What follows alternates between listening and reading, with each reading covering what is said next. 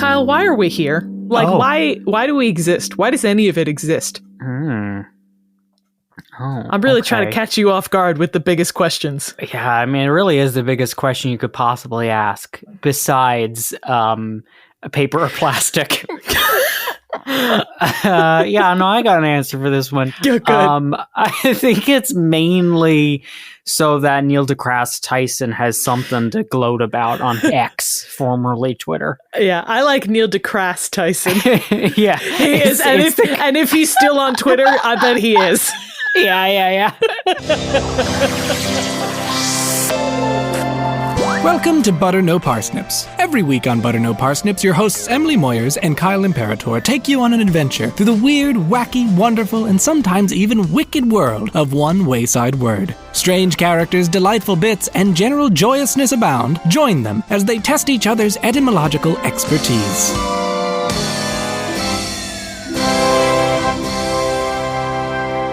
Hey, welcome to Butter No Parsnips. I'm Kyle Imperator. And I'm Emily Moyers.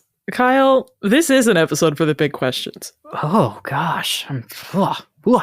You can hear me just trying to, I don't know, shake off my ennui. Yeah, get psyched up. Yeah. Yeah. Hit me. All right, Kyle, let me hit you with a word. Okay. Kyle, your word is Ylem. Ylem. Ylem can be pronounced Ylem. Oh, Kyle's turned into a Scooby-Doo zombie. Creeper. No, Emily, I was introduced to this word and I can't remember what it means. Oh, okay. Well, yeah, thank goodness. I never remember what any word means, but maybe hints will get me there. This is a noun. It is a noun. And it's about, I don't know, space. Ooh. Particles. Does this have to do with string theory? I'll be honest, I don't understand string theory enough to answer that question, but I think so. Maybe? I don't know. Is it Latin? It is Greek originally, but we got it through Latin. All right, I'm going to give a guess, and then I'm going to ask for a hint, and then you're going to text me the answer, and then I'm going to say the answer out loud like I knew it the whole time. Is Ylem or Ylem, is it? No, that wouldn't be that. We've talked about that already. It's quarks. Okay. Is Ylem, I don't know, the space around stuff? You know, the not matter, the other stuff. But not antimatter. Interesting. No, but I like where your head's at. Okay. All right. Okay. Would you Give like me a hint, Emily? Yeah. The clue I have for you is bang. Bang. Bang. Oh, like the biggest one. The biggest bang. Big bang and Ylem. You're going to tell me what this answer is, and I'm going to, I don't know. You know how sometimes you'll see people will close their laptop, but the opposite way, breaking it in half? That's what I'm going to do with my computer. A Nova episode is going to flash in front of your eyes. You're like, God, I knew that. Emily, I give up. That's fair. Yeah. I don't want to get even close to wrong. I just want to, I want it to wash over me. All right. I mean, you were close to right, except in the fact that you said it's not matter, because it is matter. It's just matter. Ylem means matter, substance, or specifically the first matter in the universe. And in modern English, it is used in the context of the Big Bang. Oh, I love this, Emily. You know, space really gets me going on these episodes. Me too, buddy. I'm so excited. All right, tell me all about Ylem. Let me tell you all about Ylem. For consistency's sake, I'm going to just stick with Ylem, but I think it's both. Ylem ultimately derives from a Greek word, hule, which is usually Latinized as Hule, but that was later borrowed into medieval Latin and later into Middle English as Hyle, Hyle, which I'll be honest is confusing to read because it just looks like Heil. Yeah, it's my alternate version. That's right. Parallel universe Kyle. Yeah, it's antimatter Kyle. Antimatter Kyle. And this word originally meant wood, forest, or timber. It derives from the Proto-Indo-European root suel or sel, which meant wood, firewood, or beam. And this evolved into the Latin word silva, which also meant wood or forest. And this is also where we get the English word sill, like windowsill. Whoa. Which makes sense because it's a beam under your window. Absolutely. Yeah. And also, now that I think of it, I don't think I've ever used that word outside of Windows. So yeah, of course. Yeah, I don't know if sill has any other usage. Maybe it's a fossil word. A tree fossil. A tree, like a petrified wood. Petrified. Yeah. It's a petrified word. We both got there. So Yle naturally widened out, the usage widened out to mean substance or material, as in raw material for making stuff. So like instead of specifically wood, it could just mean any sort of raw material. I mean, everything was made of wood back then, back in the Middle England times. Middle England times. No, yeah. We're talking about ancient Greek right now. Oh, ancient Greek. Yes. Which, I mean, a lot of stuff there is made of marble. Well, it's only made of marble because all the wood stuff is gone. That's right. Then it was all wood. Yeah. It became petrified into marble. They put in the marble later.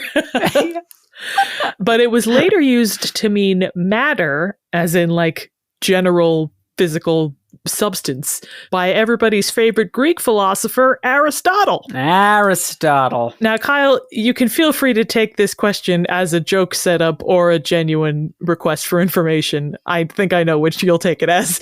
But what do you think the ancient Greek concept of matter was? All right, where's the joke? You can answer genuinely, Kyle. Okay, I think they didn't know, because they were always going around asking each other, "What's the matter to you? What's the matter with you?" So these were the Greeks that were on like a sitcom. Yeah. The ancient Greek sitcom. But it was like a Truman Show sitcom, so... Oh no, a Truman Show sitcom? So only one of them was a real person? Yeah, the Terrifying. rest were hired by Aristotle. He was a real rough philosopher. Oh, so Aristotle is like the Christoph in this yes scenario? Yeah. No, well, I feel like there were a lot of a wide range of opinions about just philosophy back in ancient Greek times. What For time sure. period we talking about? The Aristotle times. The Aristotle times. Like I mean, 3rd century BC? 4th century BC? like, I'm trying to remember in my philosophy class when we were learning about, the cave with the shadows on the wall and Sure. are chairs real, or do we just think they're real and all that stuff? Sure, but what about what made up matter? What 4 things made up matter? Oh, 4 things that made up matter? Yeah. Raphael, Donatello. Because they're all that matters. They're all that matters. 4 things that made up of matter. Everything in the world was made up of these same 4 things. I mean, was it like air, Yeah. water, Yeah. earth? Yep. Fire would be crazy if it was the 4th one, but that's Why, what I'm gonna Kyle? go with. It is the 4th one. That's crazy. That's the 4 elements, name Kyle. but name one thing that's made of fire besides fire. Fire. Like, what a crazy element to have. Well, but like anything with heat has fire. Oh, I guess you're right. Yeah, so the ancient Greeks, as well as the ancient Indians and various other civilizations through time, believed that all physical matter on Earth was made up of the 4 elements: water, earth, fire, and air. And then Aristotle put forth this theory that, or maybe he didn't put it forth, maybe he just put a name to it, that there was a 5th element that was like the element of the heavens, that was ether. That's a whole other thing. That's fun. It's like a secret element you have to secret unlock. element that we don't have. Yeah, he was like, the 4 elements on Earth are always changing, but everything in the heavens stays the same, so that must be a different element. Not to get too far off base, but I think some of that plays into alchemy and Trismegistus and all that stuff. Yes, it does relate to alchemy stuff as well. And it touches on a few different names that we've heard on the podcast before. But we're talking about Aristotle. And Aristotle did contribute a few different concepts to these thoughts on matter and the elements. The one that is relevant here is a philosophical concept which was later termed hylomorphism. Hylo, what now? It is basically the idea that, yes, everything is made of these 4 distinct elements, but these 4 elements come together to make up matter, and matter makes up everything. Okay. So, like, the elements themselves aren't matter? I think the idea is the elements alone are something different than matter. Sure. But the ancient Greeks didn't have a word for that. So Aristotle took this word hyle, which at the time meant wood or raw material, and used it to describe his concept of matter. I'm stunned by how many times we've brought up Aristotle on the podcast for completely different aspects of thought. Aristotle thought about a lot of different stuff. Yeah. I guess Aristotle's approach was like, I'll just cast a wide net rather than like specializing on any one thing. And that way I'll be remembered for everything. Yeah. Aristotle was the original first, Yeah. Just wanted to be the first to comment on anything. Yeah. I have a quote here from a translation of Aristotle's works by Ivor Leclerc that says, quote, "By hyle, I mean that which in itself is neither a particular thing, nor of a certain quantity, nor assigned to any other of the categories by which being is determined." Basically, what I think he means by that is hyle is just like featureless clay until it's molded into a vase. It's just like, how do you think of this when that doesn't exist? Yeah, when it's 380 BCE. Yeah. Yes. So that is the ancient Greek concept of hyle in all its different forms. How did this get applied to space? Well, we're going to get there. Some time went by in the interim. But now that we've talked a little bit of etymology, I would like to talk a little grammar and phonics. Oh, is this going to be hooked on phonics? It's going to be hooked on grammar and phonics. Oh, okay. You might be asking yourself how we got from hyle to Ylem, and the answer is that Ylem is the accusative case form of hyle. So I assume that just clears it up. Yeah, and honestly, we're good. We can move on to the next, what was you said after grammar? Phonics? Phonics. Accusative case, I feel like, isn't that what a lawyer does? A trial lawyer? Yeah, that's Phoenix Wright.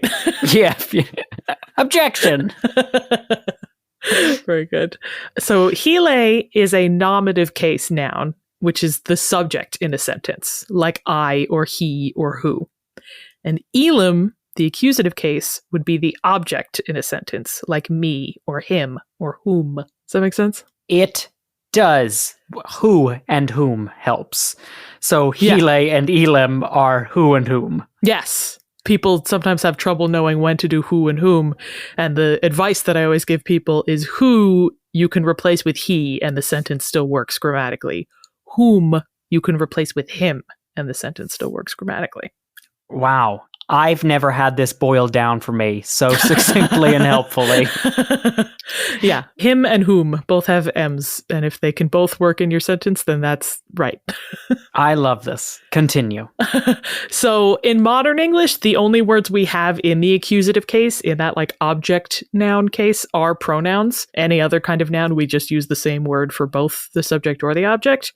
But English used to have, and a lot of other languages do have, the accusative case for regular nouns as well. There's like a different word you use when it's the object in the sentence. It's really difficult to think about that.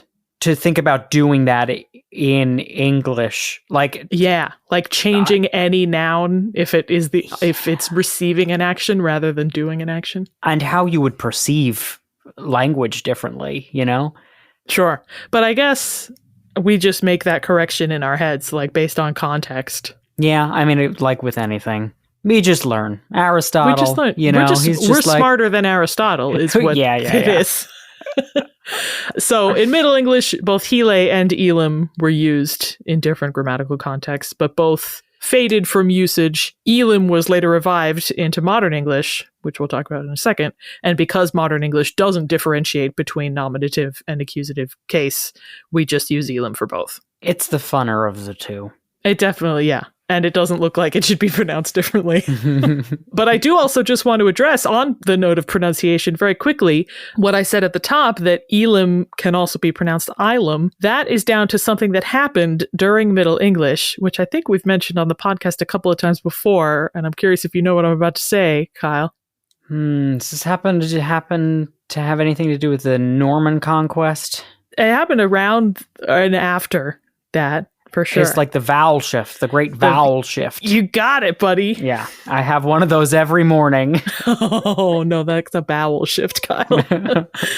That was when the way in which we pronounce loads of vowels in the English language shifted. This happened, as you say, around the time of the Norman conquest, when there was a lot of French influence in English. But it also happened around the time that English spelling was standardized, which is like around the 1500s, which is why English spelling a lot of times makes no sense, because the spellings were being set at the times when the pronunciations were very in flux. Right. Just different people were like, this is the first time we're ever going to write this word this way, and this is how it'll be remembered. Okay, but we're going to pronounce it different tomorrow. Perfect. Yeah, and if you look Prefect. Prefect. Yeah, and if you look at that, you ever look at that diagram of vowel pronunciation, that diagrams where you pronounce it in your mouth and your throat? Yes, I look at it and I say, I don't understand this. No, absolutely not. But if you look at this you can see it mapped of the great vowel shift on that diagram, and it's literally all the pronunciations just shifted over one space. So funny. Yeah, so became A became E became I. So Hele became Highly, and Ylem became Ylem. Wow. Yeah. Wow. Oh, that would just be really fun to use in poetry somewhere. There's some sort of Oulipian device there, you know? All right, Kyle. We've reached that point in the episode where I'm going to set the scene. Okay. We hit that point in almost every episode. The year is 1948. Kyle, give us a 1948 soundscape.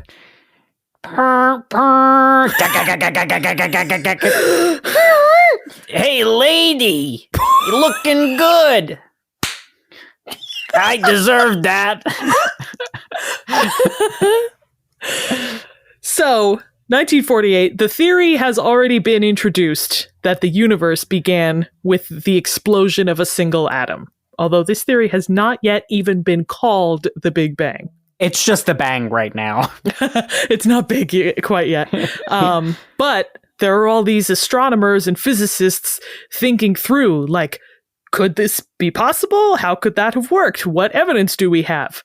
And two such astronomers were George Gamow and Ralph Alpher, current frontrunner in my ongoing quest to find humanity's worst-sounding name. Ralph Alpher? Ralph Alpher. It just sounds like Scooby-Doo trying to talk about alfalfa. Yes, absolutely. Ralph Alpher.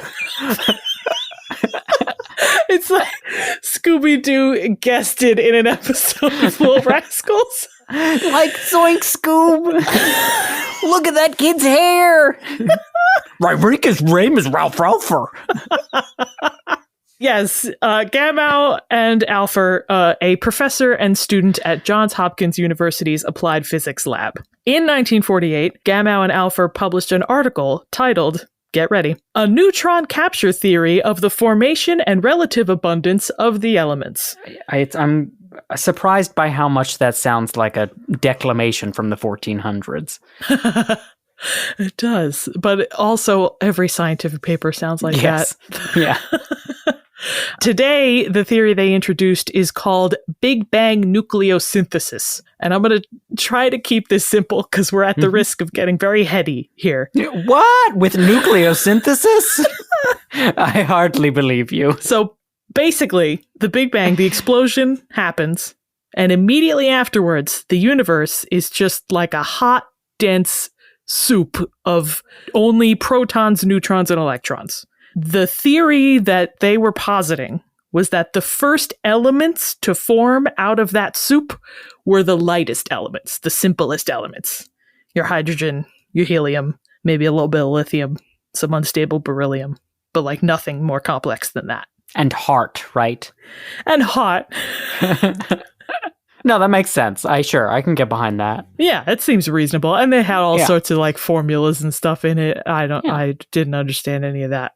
But the reason I bring this up, in that article, they had to come up with a name for that formless soup that came to make up the universe. Oh, I see where you're going. You can see where I'm going. So I have a quote here from that article. Quote, very shortly after the beginning of the universal expansion, the Ylem was a gas of neutrons only. And then they go on to describe how the neutrons broke down into protons and electrons. But there's a footnote at the bottom that says, quote, according to Webster's New International Dictionary, 2nd edition, the word Ylem is an obsolete noun meaning the primordial substance for which the elements were formed. It seems highly desirable that a word of so appropriate a meaning be resurrected. That is beautiful. It's literally the perfect reason to resurrect that word. Absolutely. Wow. It works spot on. How did they find that word? They dug it up in some old dictionary. I feel like they've got better things to be doing. Well, I mean, clearly they were doing them. They published literally like 4 papers in 1948 alone. Wow. I mean, they were on fire. For sure. And air and earth and... Good. Unfortunately, even in this specific context, with so good a reason to resurrect the word, usage of Ylem was pretty brief. I think it never really like caught on in the scientific community. I think nowadays the term primordial plasma is more commonly used to refer to that early matter. I feel like primordial soup is what I hear when I'm listening to layman's descriptions of this. I think honestly, the source I was looking at said primordial soup is one of the terms that gets used. Yeah. Which, I mean, it's pretty good. Primordial plasma also has good, like, sci-fi feel to it. But Ylem, I think it's worth resurrecting once more. You know, it's so versatile. It can refer to any kind of primordial goo, any substance that makes up everything in the universe. There's something sacred about it. You know, there's something that feels, I don't know, like descended from the heavens about it, you know? Yeah. Whereas primordial soup is just like... That's what's on the menu at the cafeteria. Yeah. At a Jurassic theme park. But I think the possibilities with Ylem are endless. So, Kyle, I think you should have no trouble using it in a sentence. Oh, God. Wow. Just throw me in the cold water, huh? Mm-hmm. Can just be used to generally mean matter, but it can also mean the first matter in the universe. Yeah. I'll get a good one. I'll put something together. Yeah, let it cook. It'll get there. Let it cook. Let the soup cook. Let the soup simmer. Gotta let those potatoes get soft. That's the worst part about soup. What is? Waiting for the potatoes to get soft. Yeah. That's honestly true. This is all good for the episode, right? It's really good. I think it's helped me. Okay. Shortly after the biggest bang occurred, the delicious Ylem that was left behind was nutrition for the universe, but the harder elements that were potatoes in the soup took longer to become planets than we thought they would. That's right. Yeah. Like oxygen was a potato and it just took a little more time. Yeah, you got it. Thank you. Yeah, I'm with it. That totally made sense. Anyone who thinks that didn't make sense, I think it totally did. Thank you, Emily. Great sentence, Kyle. Thank you. I appreciate it. Kyle, would you like to play a game? I would love to play a game, Emily. Love it. Excellent, because I've got one.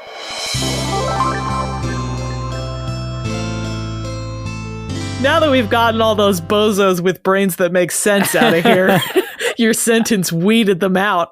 I should have started the episode with that instead of keeping them on their toes. Kyle, the game I have for you is called Big Bang triviosynthesis.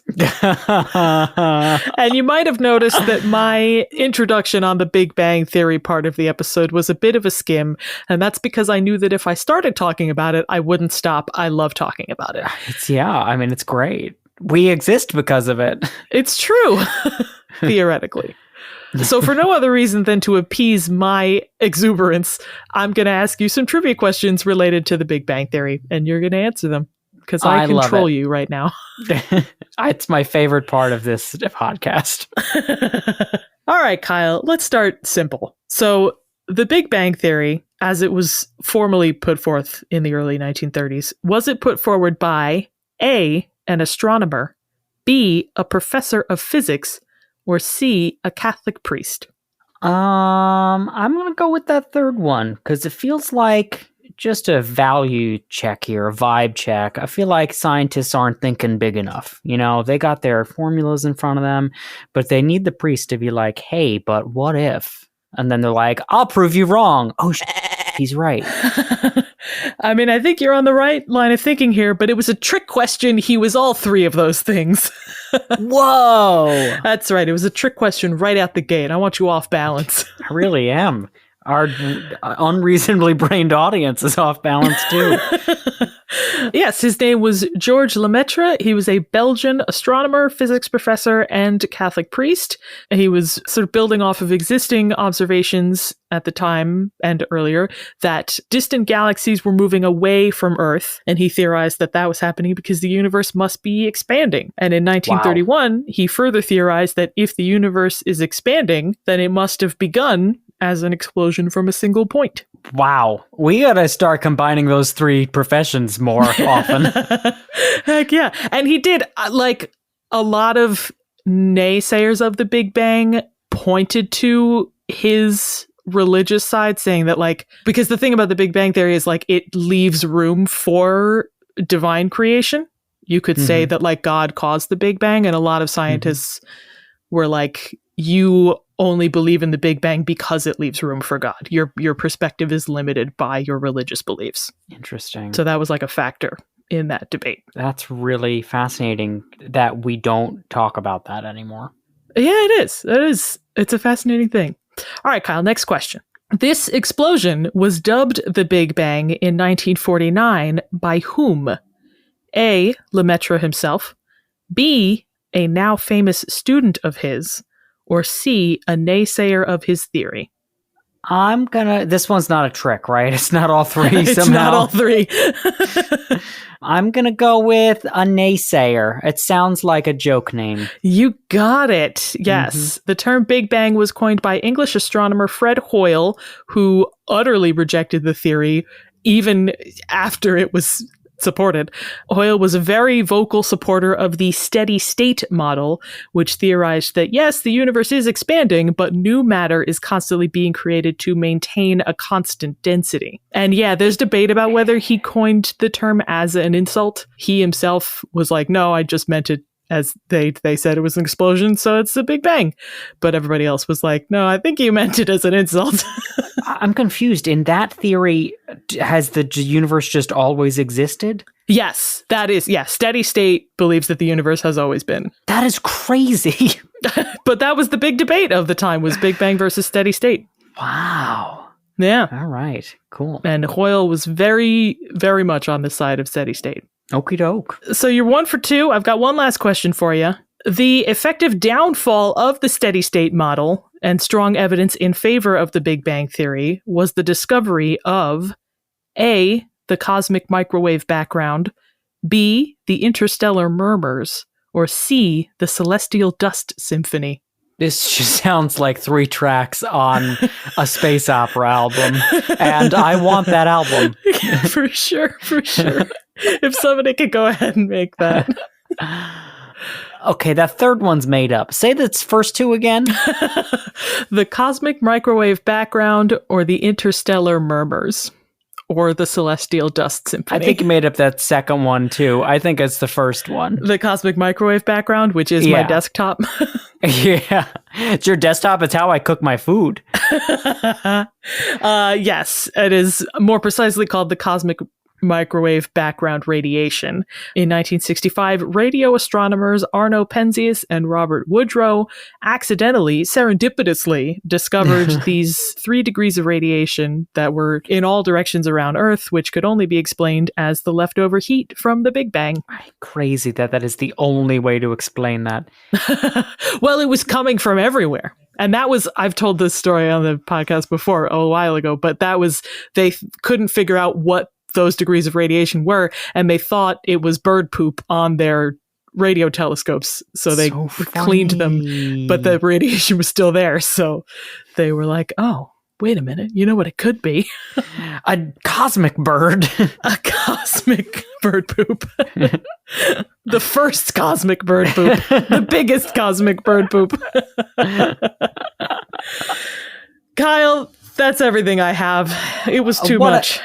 No, it wasn't too much. It was foundational. What a beautiful introduction to the primordial soup that has birthed us all. The primordial soup that we've been stewing in for eons. I'm always so overjoyed when you have a space episode. So thank you. Oh, thanks, buddy. Did you have a good time? I had, Emily, I laughed, I cried. We're hoping that those of you at home laughed and cried this episode. And if you did, we'd like you to remember that you can find Butter No Parsnips on social media, on Facebook and Instagram at Butter No Parsnips Podcast, and on TikTok at Butter No Parsnips. And if you liked today's episode, consider giving us a 5-star rating or review wherever you heard us. And if you really like today's episode, consider donating to our Patreon at patreon.com/butternoparsnips. Donating $5 or more earns you a shout out either on social media or here on the podcast. Thanks so much to all of you. You help us make what we make. And with that, I've been Emily Moyers. And I've been Kyle Imperator, and this has been Butter No Parsnips. Butter No Parsnips is produced by Seth Glicksman, Kyle Imperator, and myself, Emily Moyers. The main and accompanying themes were composed by Kyle Imperator.